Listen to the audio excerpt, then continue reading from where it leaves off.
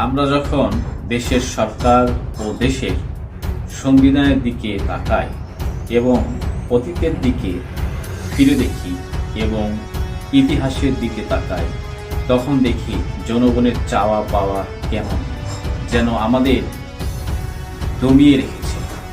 সংবিধানের কিছু বিচারিক মৌলিক দিক সাধারণ জনগণের দিকে বুড়ো আঙ্গুল দেখায়। এখন আমাদের ভাগ্য ইতিহাস আবার নতুন করে দেখার সুযোগ নিয়ে এসেছে। গণভোট 2026। সবার মনে একটাই প্রশ্ন, গণভোট আসলে কি? গণভোট হলো আসলে বাংলাদেশের একটা মাপ।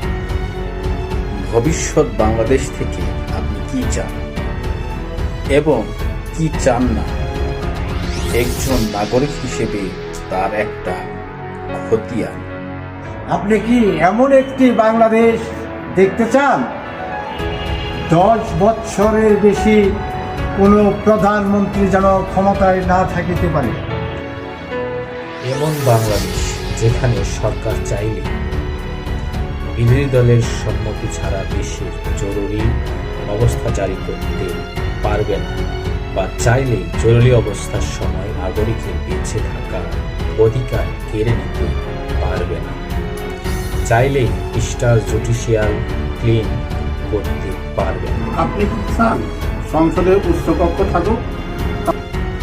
দলগুলো ক্ষমতায় গিয়ে 2/3 সংসদে চলে যেন সংবিধান যেমন ইচ্ছে বদলে না ফেলতে পারে।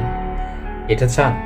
সংবিধানের যে কোনো পরিবর্তন করতে হলে উচ্চকক্ষের সমর্থন লাগুক, সেটা চান? সংবিধানের কিছু গুরুত্বপূর্ণ বিষয় পরিবর্তন আপনার মতামত ছাড়া যেন কেউ করতে না পারে, অর্থাৎ গণভোট ছাড়া সংবিধানের কোনো গুরুত্বপূর্ণ কোনো বিধান পরিবর্তন এই সরকার যেন করতে না পারে। এই জন্য আপনি কি চান?